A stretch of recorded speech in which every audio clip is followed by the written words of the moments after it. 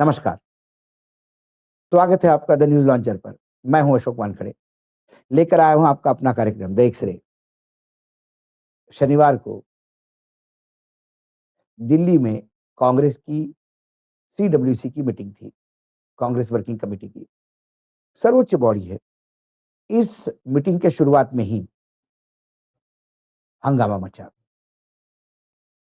क्योंकि मीटिंग के पहले ही उसी सीडब्ल्यूसी में के मेंबर रहे, जो अभी वर्तमान में है, मध्य प्रदेश के दिग्गज नेता, पूर्व मुख्यमंत्री, राज्यसभा मेंबर दिग्विजय सिंह जी ने एक फोटो ट्वीट किया, और फोटो है भाजपा का, जहां अडवाणी, प्रमोद महाजन साथ में चेयर पे बैठे हैं, और नीचे उनके चरणों के पास कार्यकर्ता बैठे हैं।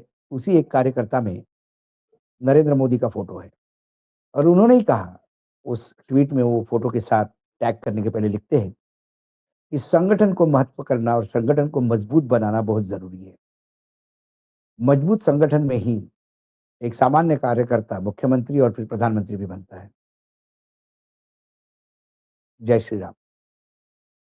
फोटो बीजेपी का था और जय श्री राम लिखा था। तो पूरा गोदी मीडिया जो है, उन्हें लगा कि सीडब्ल्यूसी आज किस बार की चर्चा करे, इन सबको फेल करने के लिए एक बढ़िया हथियार हाथ में मिला, और सुबह से शुरू हो गया कि दिग्विजय बीजेपी जा रहे हैं। दिग्विजय जी ने मोदी जी की तारीफ की, दिग्विजय जी ने इसकी तारीफ की, उसकी तारीफ की, और दिग्विजय अब उनके तरफ टिल्ट हो गए। बहुत सारी खबरें। दिग्विजय ऐसे वक्तव्य के लिए जाने जाते हैं। वो कई बार हिंदुत्ववादियों के खिलाफ और संघ और बीजेपी के खिलाफ इतना कड़ा बोल देते हैं कि पार्टी भी फिर अपने आप को उससे अलग करती है,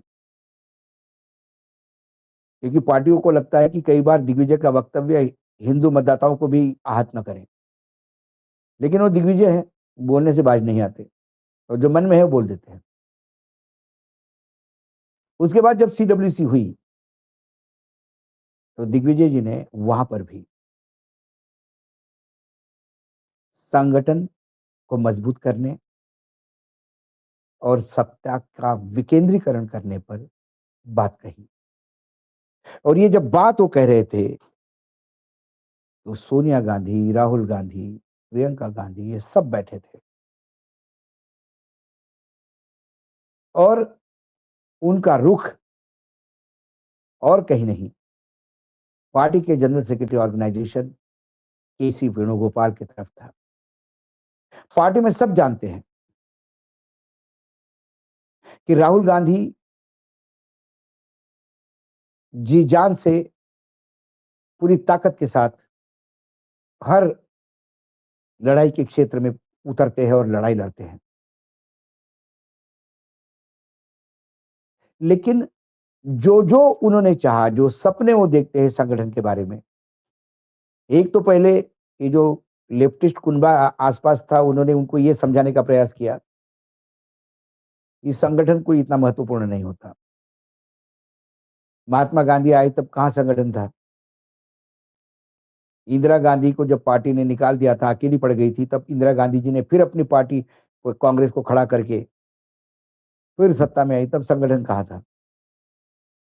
लेकिन तब इंदिरा गांधी थी, महात्मा गांधी थे।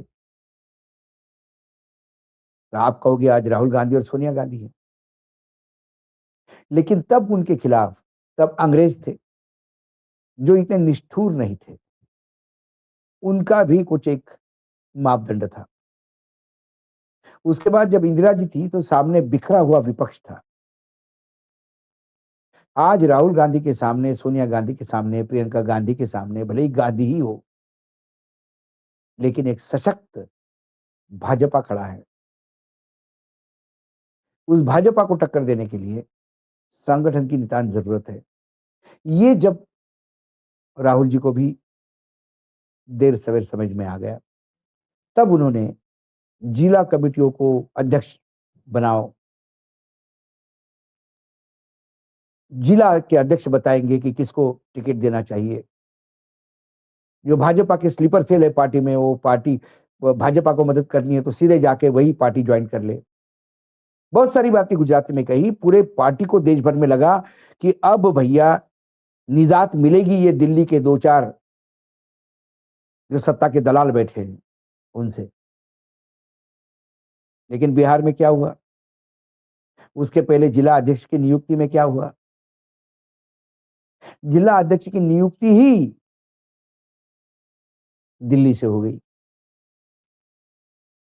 बड़े नेताओं ने आपस में पूरा प्रदेश बांट लिया। तो फिर सशक्त जिला अध्यक्ष कहां से मिलेगा? और जब सशक्त जिला अध्यक्ष नहीं मिलेगा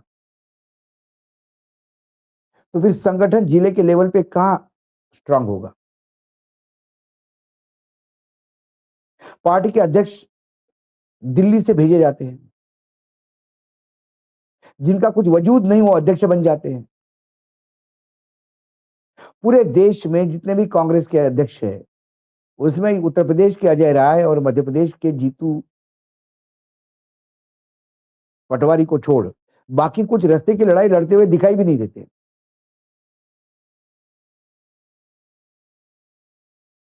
और एक यूथ कांग्रेस के अध्यक्ष है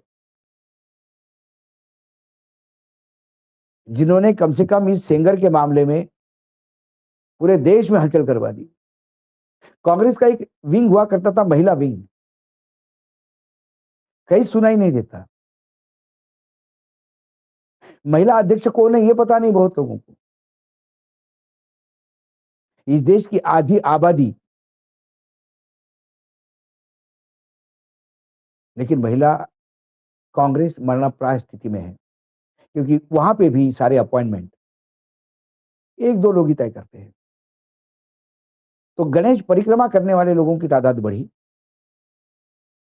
तो संगठन में लचरपना तो आ गया। अब मध्य प्रदेश की बात कर लीजिए। जीतू पटवारी भी ऊपर से गए, लेकिन कम से कम वो प्रयास कर रहे हैं कि चलो भाई मुझे चांस मिला तो मैं कुछ दिखा दूं। लेकिन जब ऊपर से आदेश आते हैं तो फिर जीतू पटवारी को भी कई जगह बैकफुट पे जाना होता है। और जितना मैं जीतू पटवारी को जानता हूं, मैं नहीं समझता कि वो दिग्विजय का अपमान करने के लिए कोई काम करेंगे। लेकिन इंदौर शहर का अध्यक्ष, जो पूरी बीजेपी कांग्रेस के हायरार्की में बहुत निचले स्तर पे विराजमान है, वो यदि दिग्विजय जी को इंदौर में आंखें दिखाता है और ललकारता है